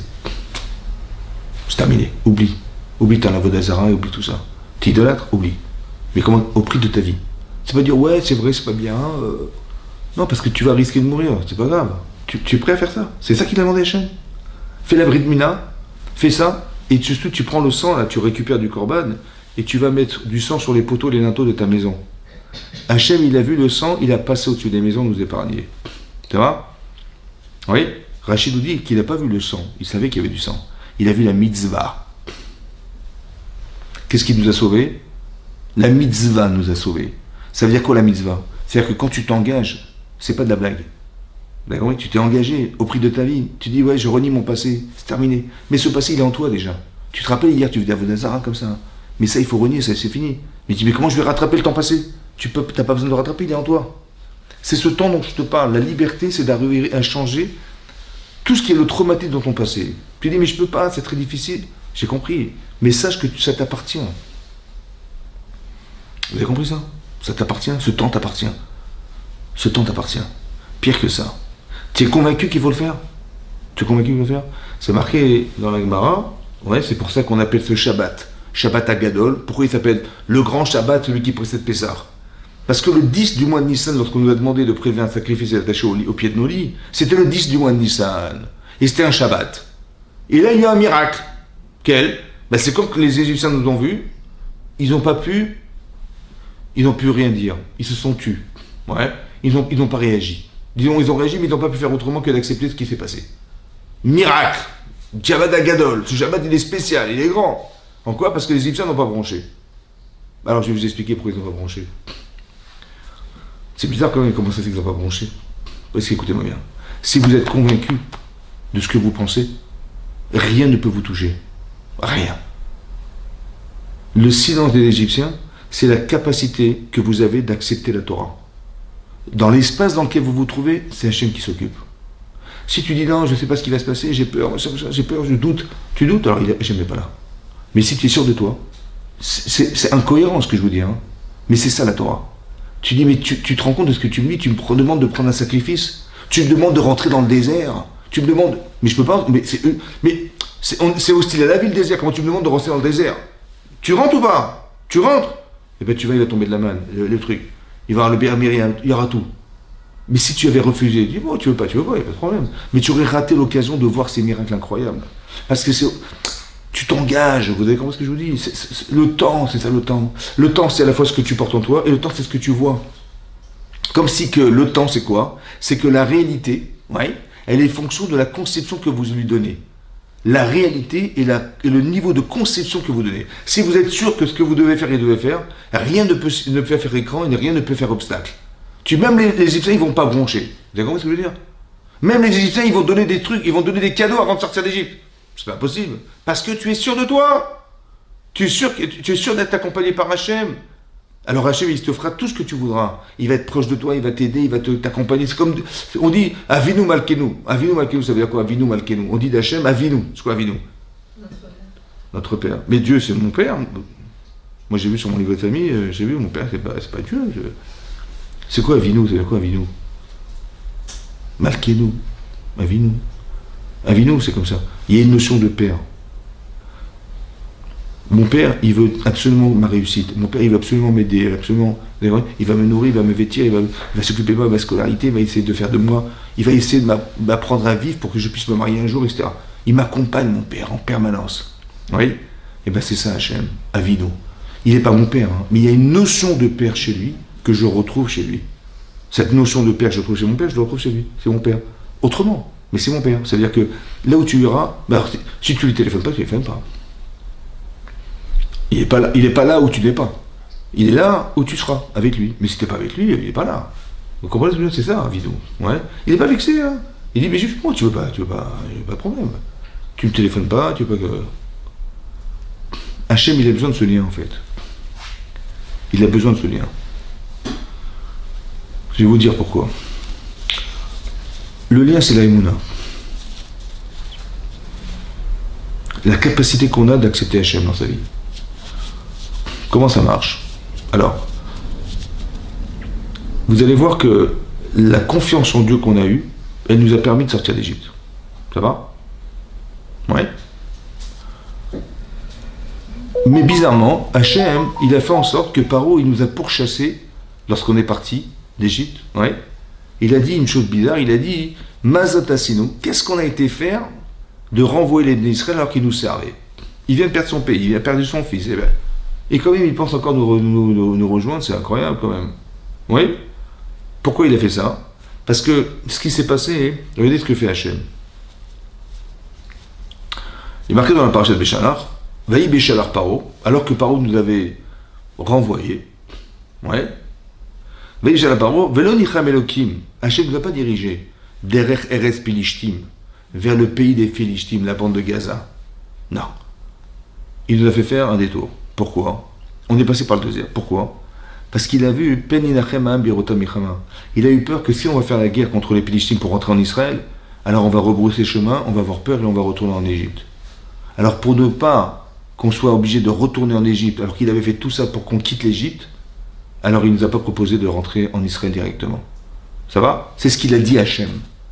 Mais moi je sais qu'on est sorti Beyadrama, on est sorti avec la main haute, on était fort et reconnu fort par tout le monde. Donc nous on se croyait fort, ça va ou pas? Donc Hachem il a des projets que je ne connais pas, mais moi, hein, je suis un hébreu, je sors d'Égypte, et on me dit, vous savez où on va? Je dis non, on va au désert, dans le désert. Le désert du Sinaï, mais c'est l'inverse de la route. On va contourner l'Égypte, mais non, nous on veut monter vers le nord-est. On veut monter vers Israël. C'est pas ça qu'on voulait faire. Oui. En fait, ce qui se passe, c'est comme ça. Des fois, hein, dans la vie, ça se passe pas exactement comme j'avais prévu. Et je vais m'énerver, parce que c'est pas ça ce qu'on avait prévu de faire, et on va perdre du temps, et à cause de lui, à cause de ça, vous avez compris, voilà ce qui se passe. En fait, vous avez compris que si on a fait un détour, c'est parce qu'on n'était pas prêt, psychologiquement, à faire la guerre. Et si on était parti directement, on s'était entêté comme des idiots, alors on aurait été là-bas, on aurait fait la guerre, et on aurait eu tellement peur, on serait retourné en Mitzrayim.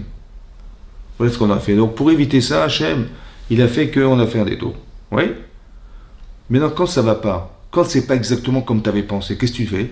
Bah, tu t'énerves avec ton mari, tu t'énerves avec l'aéroport, tu as raté l'avion, on a raté les machins, qu'est-ce que c'est quoi cette histoire? En fait, on va faire un état des lieux, de l'échec, ou du temps perdu, ouais, du temps perdu, parce on a perdu du temps, on aurait pu faire beaucoup plus vite. C'était tout à côté. Pourquoi tu nous fais perdre du temps? On va s'énerver contre le temps qu'on a raté. Alors qu'en vérité, la solution, elle est dans le temps que tu vas faire le détour. La solution, elle est là. Rappelez-vous toujours de ça. Si ça ne s'est pas exactement passé comme vous avez pensé, c'est que vous n'étiez pas prête à le vivre. Alors Hachem, il vous a fait un détour, il nous a fait un détour pour qu'on se solutionne dans le détour. Donc si je m'énerve du détour, je vais rater l'occasion de changer dans le détour. Ça va? C'est quoi changer dans le détour? C'est ça que je voulais vous expliquer. Hachem, il a dit, s'ils vont directement en Israël, c'est trop proche. Kikarovu, c'est trop proche, c'est trop tôt. Ils vont rebrousser chemin parce qu'ils ne vont pas faire la guerre. Alors je vais faire un détour. Ok, on fait un détour, on passe par le désert, on accepte d'aller rentrer dans le désert. On a marché 3 jours, et Hachem a dit à Moshe Rabbeinu, et dis-leur de revenir en arrière, à un jour de marche de l'Égypte. On vient de marcher 3 jours, et on dit remarcher encore un jour, mais à 2 jours de marche de l'Égypte. Donc on a fait 4 jours, alors qu'on n'est qu'à 2 jours de marche. Vous avez compris? Mon petit Yetzara, il dit, attends, je comprends pas, on a marché 4 jours, on va faire 2 jours. C'est quoi cette histoire? Dans le désert, on va se plaindre. Bon, j'accepte. Qu'est-ce que fait après? Il a fait ça Hachem. Parce que les gens qui sont partis d'Israël, d'Égypte, pardon, il y avait des espions de Paro. Rachid nous ramène ça du Midrash. Des espions. Pourquoi? Parce qu'ils m'ont dit qu'ils vont partir à 3 jours, ils vont revenir. Donc j'ai envoyé des espions pour être sûr qu'ils vont revenir. C'est ça qu'il a fait Paro. Ouais. Et les espions ont dit, mais attendez, ça fait 3 jours. Il faut rentrer en Égypte là. Moshe dit, mais attendez, on n'est pas assujetti à qui que ce soit. Hein. Nous, Hachem, il nous a dit de sortir d'Égypte, on sort d'Égypte. Quand il nous décidera de dire, on repartira. Mais là, on fait ce que Hachem nous dit parce que Paro veut. Et là, ils ont commencé à s'énerver. Et là, les Israéliens ont frappé, etc. Il y en a qui sont morts et il y en a qui sont sauvés. Parmi les espions, ils sont repartis en Égypte. Et là, ils ont dit à Paro, vous savez quoi, ils sont à 2 jours de marche. Ils reviennent vers nous. Et là, c'est là qu'il y a eu un déclic. En fait, il a fait ça à Hachem pour que Paro, il ait un déclic et devoir nous retrouver, ça va? Et c'est là qu'il a regretté de nous avoir laissé partir, et c'est ça qui a provoqué chez lui le désir de nous reprendre, ça va? Et donc il court. Paro, il crive. Paro, il vient, il arrive à convaincre son armée, il prend les meilleurs. Ils n'avaient pas envie d'y aller, ils ont dit, bon, on va se faire massacrer. Mais non, vous allez voir, on a gagné. Je vais vous payer, je vais vous donner des primes sur ce que vous allez faire. Et il les a convaincus. Et ils sont partis nous rejoindre, ça va? Et Paro, quand il est arrivé devant nous, normalement, le roi, il se met en queue de peloton. Et là, il s'est mis devant. Et tout le monde va suivre. Je me mets devant, tout le monde va suivre. Paro, il crive. Il se rapproche. Vaïsouenev, les ministres ont levé les yeux, ils ont vu Paro arriver, ils ont commencé à crier, ils ont commencé à se plaindre. Mais qu'est-ce qu'on a été faire de sortir d'Égypte? Ils ont été voir Moshe Rabbeinu, mais on aurait préféré, Tov Lano, on aurait préféré des esclaves souffrir en Égypte que de mourir dans le désert. Quand il manquait des cercueils là-bas pour qu'on meure ici, voilà ce qu'ils ont dit. Et donc, ils ont crié vers Hachem, ils ont prié vers Hachem. Ça va? Vous savez ce que dit le Midrash Rabbah? Il dit Paro, il crie. Paro, il s'est rapproché. Midrash dit, il a rapproché le cœur des bénis Israël vers Hachem. Et ils ont prié. Ça va? Mais moi, ce que je vois, c'est que Paro, il veut nous tuer. En fait, il faut voir, c'est ses façons de voir. Donc, le constat de ce que je vis, où je dis non, en fait, ça va provoquer chez moi le désir de me rapprocher d'Hachem. Je vais demander de l'aide. Ça va? Comment ça se comprend? Alors le machal, dans le Midrash, il y a marqué un machal. Un machal, c'est-à-dire une parabole. Qu'est-ce qui est marqué là-bas? Une fois le roi, il se promenait, comme ça raconte le Midrash, il y a un roi qui se promenait dans la campagne, il entend des cris de femmes, une femme qui crie au secours. Donc, il envoie son armée, il envoie ses soldats, il envoie la police, et puis il s'avère que madame, elle s'est faite brigander par des par des voleurs, ouais, et elle crie au secours, et donc ils ont arrêté, la police a arrêté les brigands, ils ont mis en prison, et monsieur le roi, il va voir cette dame, il dit, qu'est-ce qui s'est passé, madame? Il dit, voilà, j'ai des voleurs qui ont voulu me voler, tout ça. Il dit, mais qui vous êtes? Je dis, bah, je suis une princesse. Ah bon, d'où ça? Comment? Il dit, ah bon, bah venez, venez, je vous amène au palais. Il commence à discuter avec elle, il s'attache à elle, à cette femme, il s'attache à elle. Mais elle ne s'attache pas à lui, hein, donc bon. Et qu'est-ce qui se passe? Et elle s'en va. Et lui, il est comme ça, il est comme un fou, il dit, mais je vais la retrouver, cette femme, elle est où? Et puis elle lui téléphone jamais, elle lui parle jamais. Bon. Qu'est-ce qu'il a fait, le roi? Il a envoyé des brigands chez elle. Et elle a crié au secours, et il a envoyé la police, et ils l'ont sauvée. Et après, il est venu la voir, il dit, qu'est-ce qui s'est passé? Je dis, voilà, il y a des brigands. Il dit, je voulais vous dire, les brigands, c'est moi qui les ai envoyés. Je dis, pourquoi vous avez fait ça? Il dit, je voulais juste écouter votre voix.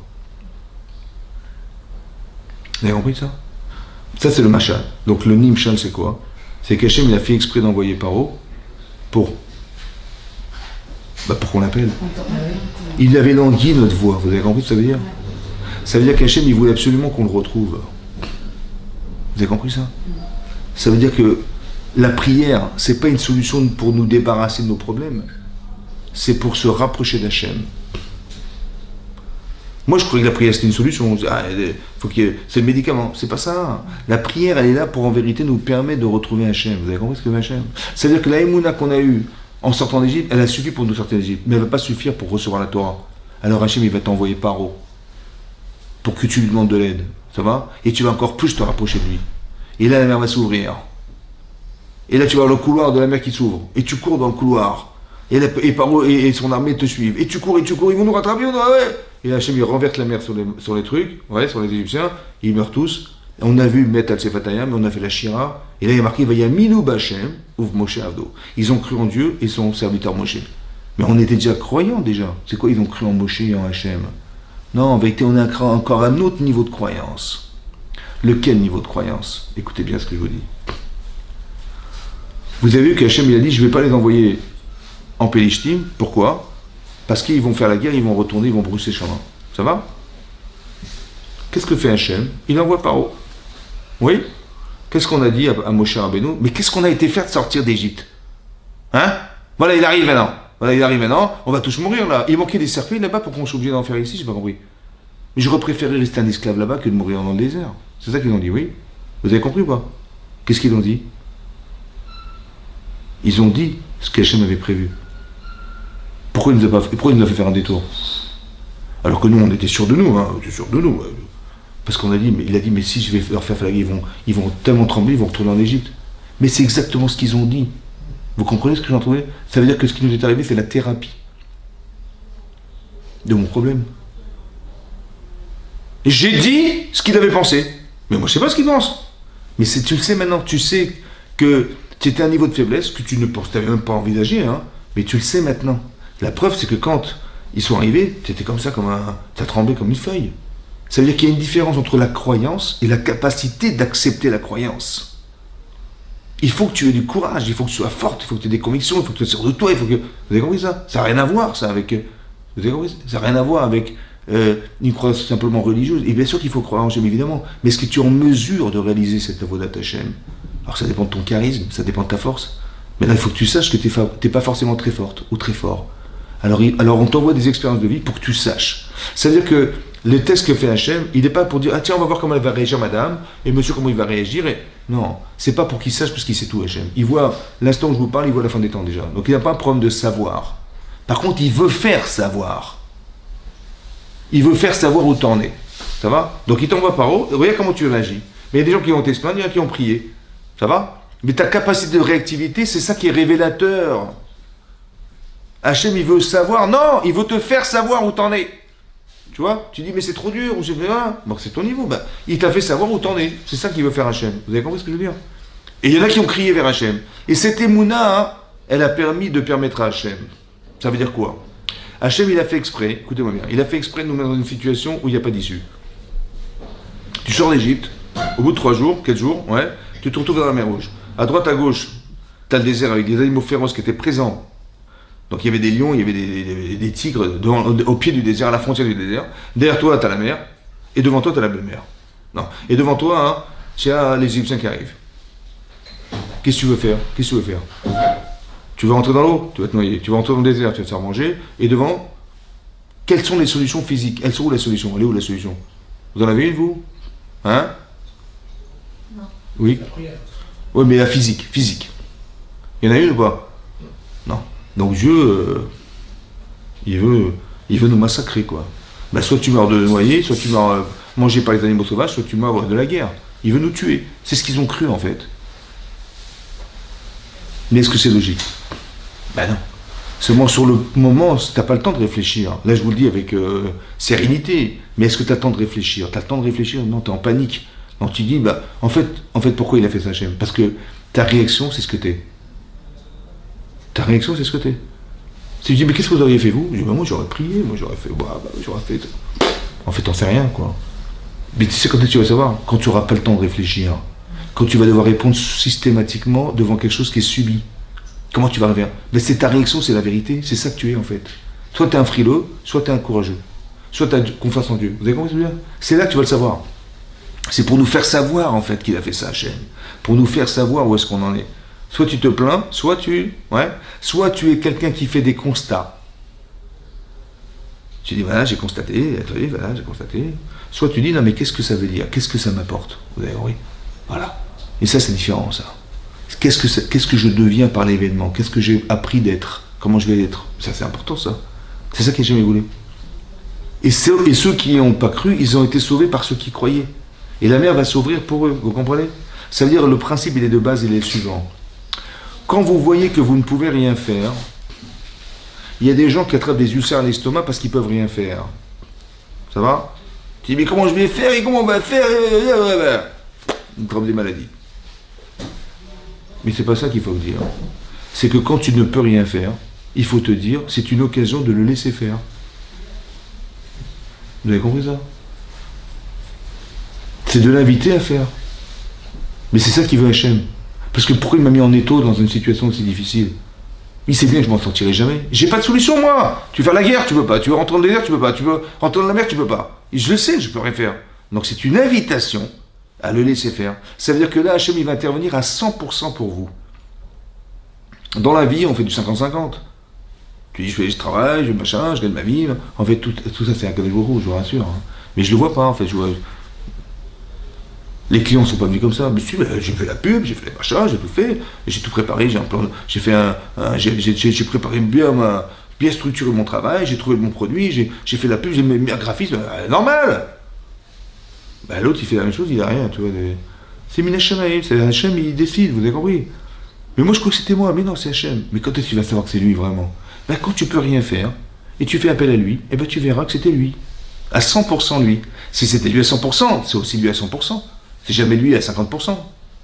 Mais tu t'en rendras compte quand tu ne pourras jamais plus rien faire. Vous avez compris? C'est ça la Kriyat Souf. L'ouverture de la mer Rouge, c'est un message pour nous dire que je suis avec vous à 100%. Encore faut-il que vous y croyez. C'est ça. Tu vas crier vers Hachem. Et tu vas voir qu'il va te sauver. Ça veut dire que des événements qu'on subit aujourd'hui, c'est une manière de se dire, soit le problème il est palestinien, il est je sais pas quoi, le Hamas, machin, ou bien en fait c'est comme Paro. Tu dis, ouais, débarrasse-nous du Hamas, débarrasse-nous des terroristes. Mais non, la prière, c'est pas de te débarrasser de ce qu'il t'a mis, puisqu'il te l'a mis. Il te dit, ah, débarrasse-moi de Paro. Ben, il fallait pas l'envoyer alors, si tu t'en débarrasser. Non. C'est que Paro, c'est une occasion de se rapprocher d'Hachem. Et quand tu seras rapproché, il va disparaître. Vous avez compris ce que je veux dire? Il faut pas se tromper dans le message. Quand tu arrives à un truc pareil, il te dit, bah oui, je vais prier pour qu'il me débarrasse de ça, il me débarrasse de ça, j'en ai marre de ça. Et t'as pas compris qu'il te l'a envoyé. Bah, ou tu crois en Dieu, tu crois pas en Dieu. Hein. Mais si tu crois en Dieu, tu comprends bien que ça a été réfléchi, pensé. Si ça a été réfléchi, pensé, donc ne demande pas à Dieu de te retirer ce qu'il t'a déjà mis. Sinon, il fallait pas qu'il le mette. Donc c'est pas ça qu'il faut dire. Il faut dire, Hachem, je t'en supplie, aide-moi. Et tu te rapproches d'Hachem. Et tu verras que puisqu'il est là pour te rapprocher d'Hachem, donc quand tu seras rapproché d'Hachem, donc il n'y a plus besoin de lui. Alors il va partir. Il va être noyé, il va partir. Vous avez compris comment ça marche? Ça, c'est comment on va sortir de la galoute. C'est comme ça qu'on sort de l'exil. Parce que l'exil, c'est une manière obscure de ne pas voir Hachem. Mais ça, c'est un choix personnel. On a décidé d'être là, vous avez compris? On ne l'a pas forcé, on n'a pas machin. Après, c'est toi qui décides. Est-ce que tu veux rester dans cet esprit-là? Tu veux rester dans tes petites mitzvot, dans tes petites, dans ton capital religieux très léger, machin. On met le disque à Pessah et on fait des machins. Ou tu veux avancer dans ta vie, tu veux dire, ah, c'est quoi le Shabbat, c'est quoi? Et je vais voir le Rav, j'ai peur de me tromper, je téléphone au Rav, je sais pas, je connais pas bien la halakha, je sais pas, j'ai envie de bien faire en fait, j'ai envie de retrouver Hachem, j'ai envie de retrouver ce qui est plus profond de moi, plus profond qui est en moi, je veux le retrouver, j'ai envie d'être authentique, j'ai envie d'être vrai, j'ai envie d'être... Ben c'est ça, c'est un vrai travail, ça, vous avez compris, c'est ça qu'on veut. Et quand tu es comme ça, vous avez compris? Avant qu'il y ait cet attentat en Israël, il y avait des manifestations, il y avait des conflits, il y avait tout ce que vous voulez. Ouais. Est-ce qu'on peut rester indifférent à ce qui s'est passé? Personne ne peut rester indifférent, c'est impossible. C'est vrai ou pas? Qu'est-ce que ça a provoqué? Solidarité. Incroyable. On s'est unis. On a fait un gouvernement d'union. Ça veut dire que les types, ils ne pouvaient pas se voir. Ouais. Ils étaient en conflit politique et les types, ils sont fait, allez, on est ensemble. Toi, tu fais l'armée, toi, tu fais le machin. Ça veut dire qu'on a réussi à faire que on s'est retrouvés. C'est exactement ce qu'a dit Yaakov Avinu à ses enfants. Je vais vous raconter ce qui va vous arriver à la fin des temps. Mais rassemblez-vous, regroupez-vous. Il faut être unis. Et ce message, il ne peut s'entendre que si on est unis. Vous avez compris? Le Mashiach, il ne va pas venir comme ça. Il faut qu'on ait une union. Si on n'est pas capable de le créer, alors il va nous le provoquer, Hachem. Vous avez compris ce que je veux dire? Ouais. C'est de la provocation à s'unir. C'est de la provocation à retrouver. Combien de gens ils ont fait Teshuvah? Combien on est solidaire de ce qui se passe dans l'armée israélienne? Combien de gens ils risquent leur vie? Mais d'où ça sort qu'un type il va risquer sa vie pour nous? Et nous, il faut faire attention, hein, parce que nous on est en France, on est peinards, on est grands peinards. On voit la télé, on voit les trucs, l'information. Et quand vous apprenez qu'un pauvre Israélien, un soldat, il est mort à 19 ans, l'autre à 23 ans, l'autre à 35 ans avec 4 gosses, on peut rester indifférent ou pas? Mettez-vous dans la peau des mamans ou des femmes qui leur mari, ça fait 2 mois qu'ils l'ont pas vu, il est à l'armée. Et le téléphone sonne. Hein? À quoi vous pensez? Ben, le téléphone sonne, j'ai peur, c'est mon mari, qu'est-ce qui se passe? C'est très grave ce qui se passe, vous avez compris ou pas? On ne peut pas rester indifférent. On est partenaire. Comme Moshe Rabbeinu, il est descendu, il a mis des vêtements de prisonnier, il s'est engagé. C'est comme ça. Ben, aujourd'hui, qu'est-ce qu'on peut faire nous? On est là en France. Ben, on peut prier Hachem, on peut demander à Hachem, ça suffit, stop. On veut que tu nous sauves, on veut basculer sur une autre génération, une autre ère, on veut maîtriser ce temps-là qui nous échappe. Vous avez, c'est vous qui êtes maître du temps. C'est la conception que vous mettez dedans. Et si vous la conceptualisez comme ça, Hachem, il va venir. C'est marqué dans la paracha. Ils avaient soif dans le désert. Ouais. Ils ont dit, mais on n'a pas d'eau, on n'a pas de quoi boire. Hachem, il dit, bon, écoute, prends ton bâton, tape sur le rocher, il va te sortir de l'eau. Oui.